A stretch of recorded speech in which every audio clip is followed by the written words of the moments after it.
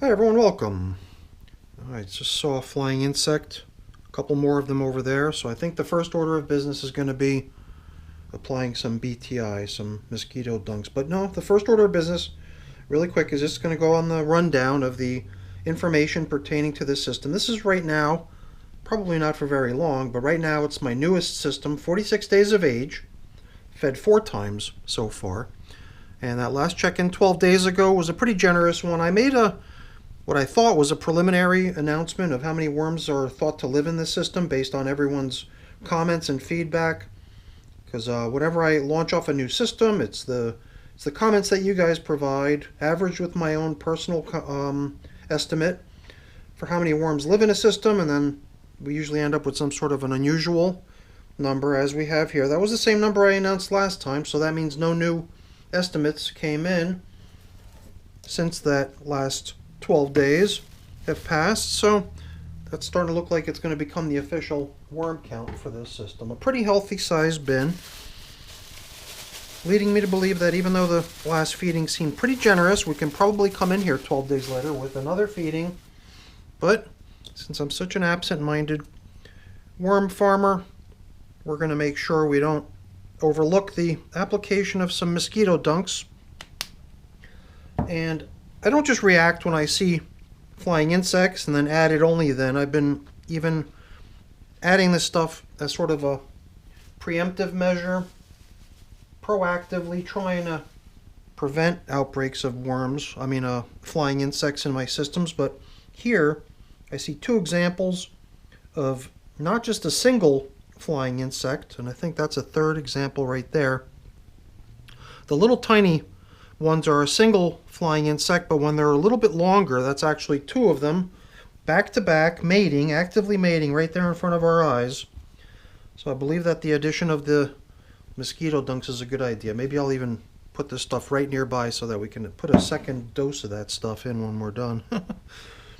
So whatever, I'm not going to try swatting individual insects here. We'll try to do the mosquito dunks approach to dealing with them. So the 5th feeding that they're receiving today is a little deviation from what we normally do, because most of the time I'm feeding frozen stuff fresh out of my freezer, usually frozen solid when it gets administered to the system.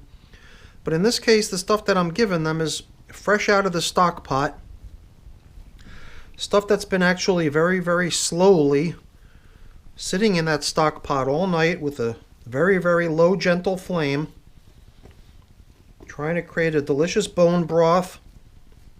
And at this point, I fished out all the well-cooked, not so delicious to eat veggies that, even though they're not stuff that you would want to eat straight up, you would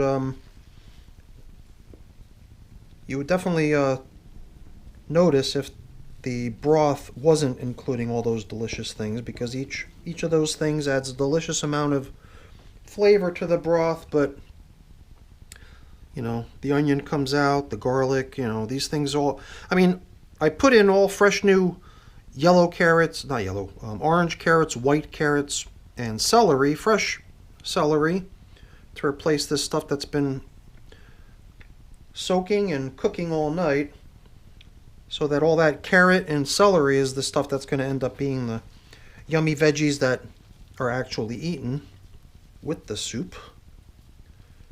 And hopefully within a couple hours that stuff will be ready to go, and we'll have some yummy soup on hand. So I think right here is a chunk of plum. I received a number of plums from my mom recently, and this was one of the systems that got some plum fed to it. And offhand, I can't recall what other foods we gave them, but if we find any other leftovers, we'll be tipped off as to what other kind of stuff they might have gotten last time. And I'm hoping that they enjoy this assortment of cooked foods.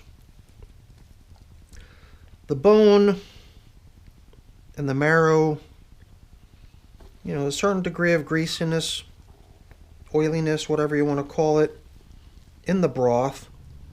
And the veggies did have a little bit of like greasiness to them, but I tried rinsing them off. I even put a couple drops of dishwashing detergent into the water that I was attempting to soak the stuff off with to see if that'll cut through the greasiness. And then I even took a couple of the vegetables and the onion and put nice big cuts into them so that even if the surface that was exposed to the greasiness, oiliness is something that the worms don't like, then hopefully the exposed surfaces from me cutting it are going to give worms an access point so that they can start making use of that stuff as a yummy, well-cooked food substance. So now, before we get too far along and I forget, I should probably mention that these worms are the ones that used to live in outdoor worm bag version 6.0. And I gradually want to just get to the point where I don't keep referring back to their origin. I want to just treat them as any old worms down here in my wormery, now that they've been domesticated and bought indoors. But I figured it was worth mentioning since there are still things happening down here in the wormery that I believe are tied directly to the origin of these worms. And the main thing is something that has shown up in a few of my recent videos, which is the presence of black soldier flies here in my wormery. In the past, when we would go through the material that came out of outdoor worm bag version 6.0, we would here and there bump into a larva of a black soldier fly, and I would just usher the little guy outside to my compost barrel. And more recently, it wasn't the larva that we've been bumping into, but rather the fully formed mature flies. And their tendency is to seek out a bright spot, a well-lit area. So they're drawn to the light. So in most cases, they're just sitting there on my window when I come down here. And they get the same treatment as the larva. I just capture them, which is not that difficult to do, and then I walk them outside and place them into my compost barrel, because I like black soldier flies. I wouldn't want to harm the little guys. I'd rather just set them free and let them be out there to try to fulfill their life's mission, which is to find a partner, breed, and then, well, after that, there's not much left for them to do in their mission. That was pretty much the end of the line for an adult black soldier fly, so I'm just trying to see what I could do about allowing that to occur without them being cooped up down here, without the opportunity to meet another black soldier fly, although I think there's already been maybe 4 or 5 of them. A number of them have been featured in my videos and shown in the video clips, but I haven't done it on every occasion. Like yesterday I found one and I took it outside without featuring it in my video yesterday, so I'm keeping my eye open. There's still a potential for them to, I suppose, be crawling out of my compost, my vermicompost that I harvested from that run of worms. But I guess at some point when there's no longer anything to tie them back to their origin, I'll just stop referring to these as the worms that came from outdoor worm bag version 6.0, and they'll just be another run-of-the-mill bin of red wiggler worms. So the material in here is really nice and damp. I definitely like the consistency of everything here. I guess since there were still leftovers in the feeding zone, that was, I suppose, part of the reason the majority of the worms we encountered were there. And I definitely saw worms in the outer edges too, which is cool. So I think we're in pretty good shape here. We've got a feeding zone indicator that we can bring back in here, since I don't have any coffee to feed them, and I do. I guess I could have just pulled out my little carton here, but I guess what I was referring to was I don't have any coffee filters.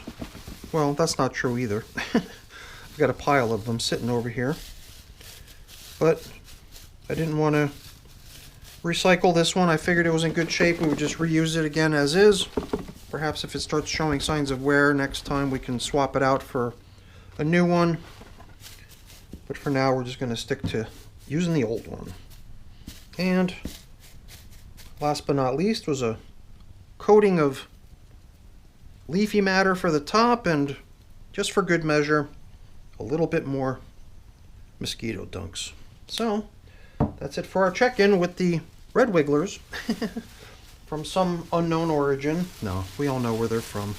But like I said, eventually they're just gonna become any old batch of worms, and the whole notion of the outdoor worm bag version 6.0 will fade into the past. So that's it for our check-in, everyone, with the red wigglers on day 46, receiving, what was it?